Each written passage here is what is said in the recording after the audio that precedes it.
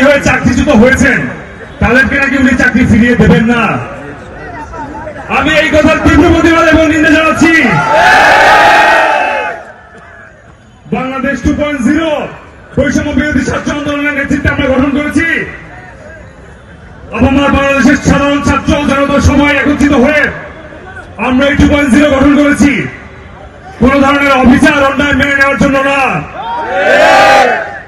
আজকে এই শহীদ মিনার থেকে স্পষ্টভাবে জানিয়ে দিতে চাই, যতটুকু এই পর্যন্ত দেখিয়েছেন 6 মাসে তামাশা আমরা দেখেছি, আর দেখব না। বাংলাদেশ রাইফেলস বাংলাদেশের অহংকার ছিল। স্বৈরাচারী ফ্যাসিস্ট শেখ হাসিনা সেই অহংকারকে ধূলিসাৎ করার চেষ্টা করেছিল, আমাদেরকে জ্বালিয়ে দেওয়ার চেষ্টা করেছিল। সেই ছাই থেকে আমরা আবার নতুন করে পুনর্জন্ম হয়েছি। নতুন করে আর কোন ধরনের ষড়যন্ত্র আমরা মানব না।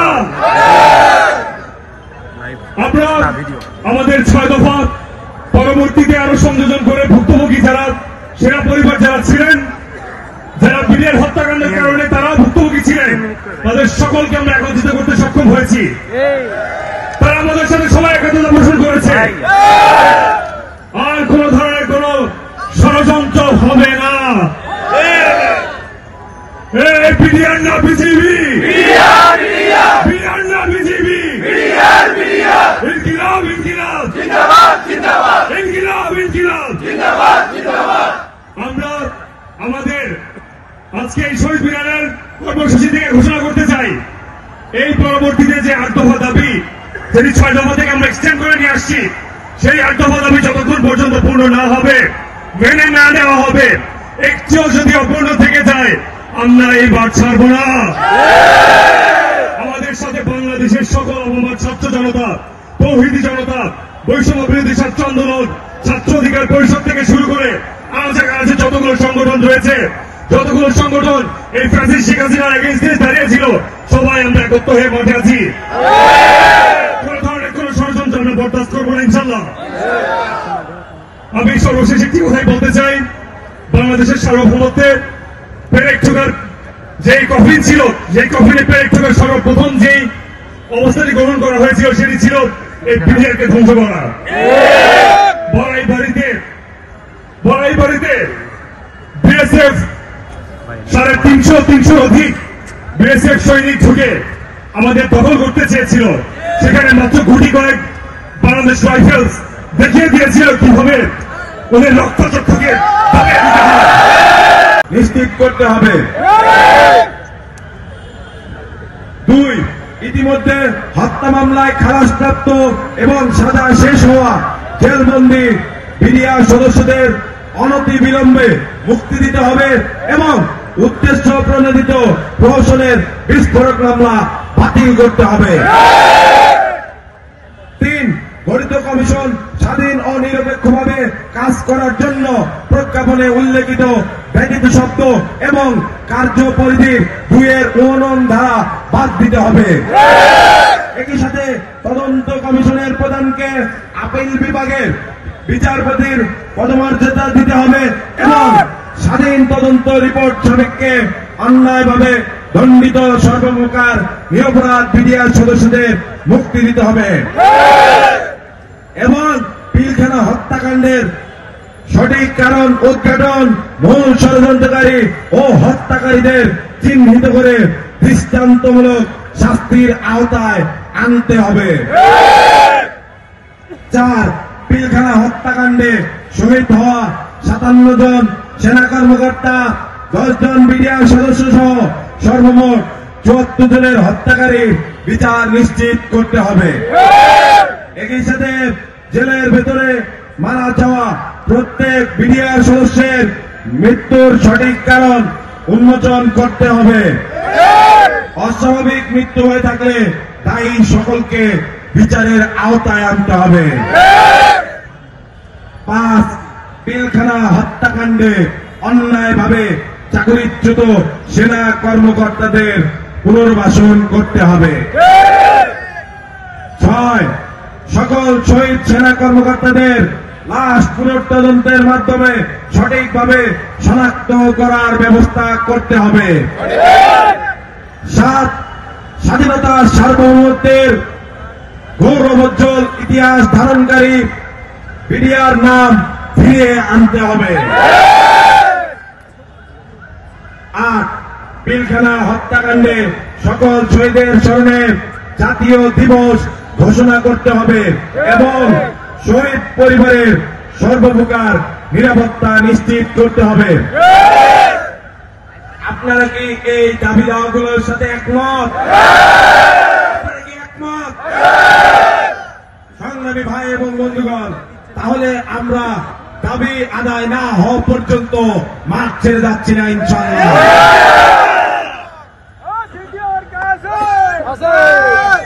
সংগ্রামী ভাই এবং বন্ধুগণ,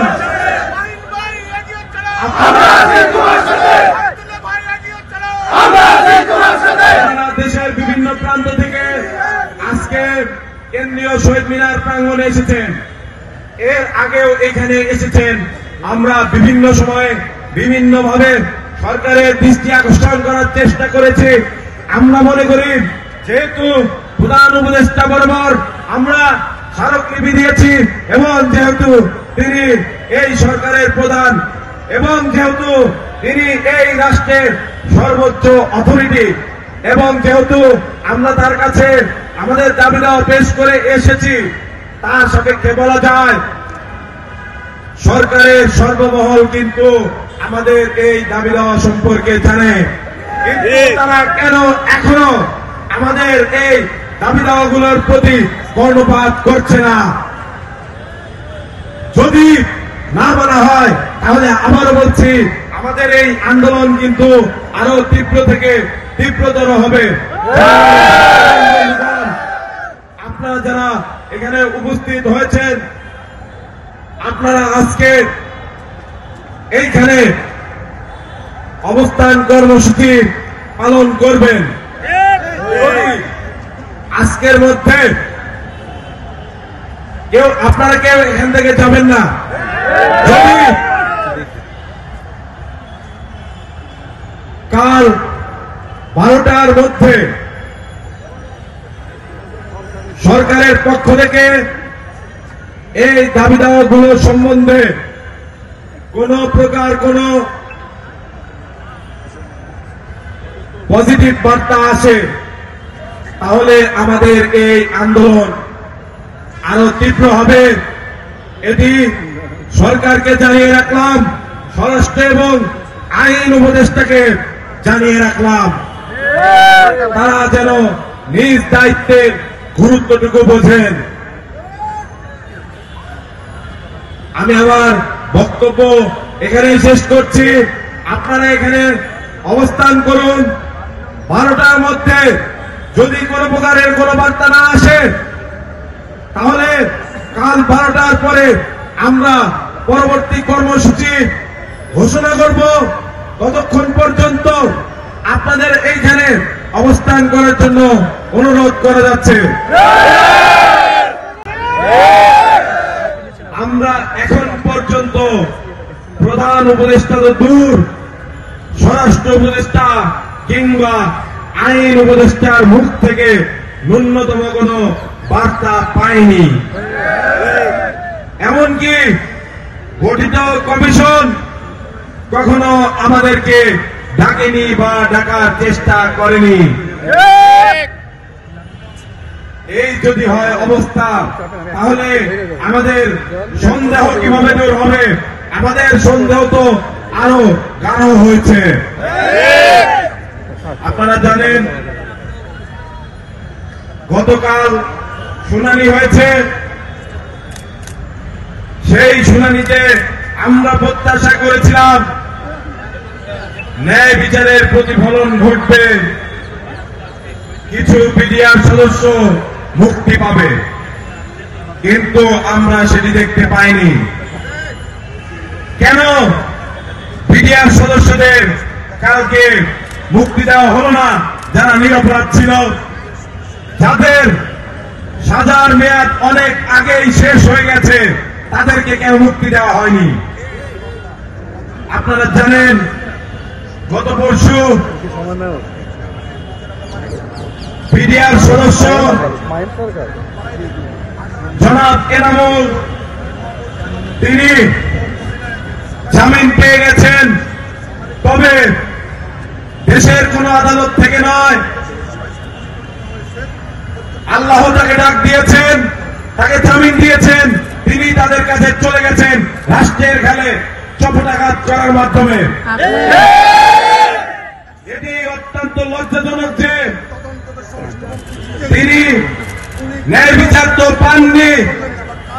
তিনি যখন অসুস্থ হয়ে গেছেন, তাকে জেল কর্তৃপক্ষ যখন ঢাকা মেডিকেলে আনে, তখন তিনি পর্যাপ্ত সুবিধাটুকু পাননি, এমনকি তার হাতে হাত করা পরানো ছিল এবং তার পায়ে কিন্তু ডান্ডা বেরি পরানো ছিল।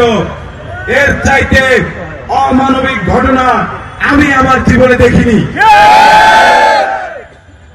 সংগ্রামী ভাই এবং বন্ধুগণ, এটি রাষ্ট্রের জন্য লজ্জা এবং বর্তমান অন্তর্বর্তীকালীন সরকারের জন্য লজ্জা। সংগ্রামী ভাই এবং বন্ধুগণ, এই যে দাবি, গণদাবির সাথে আস্তে আস্তে বিভিন্ন রাজনৈতিক পক্ষ কিন্তু সংযুক্ত হচ্ছে। যদি সরকার দ্রুততম সময়ের মধ্যে এই দাবি দাওয়াগুলো মেনে না নেয়, তাহলে কিন্তু আন্দোলন তীব্র থেকে তীব্রতর হবে এবং এই উপদেষ্টাদের গতিতে টান পড়ে যাবে।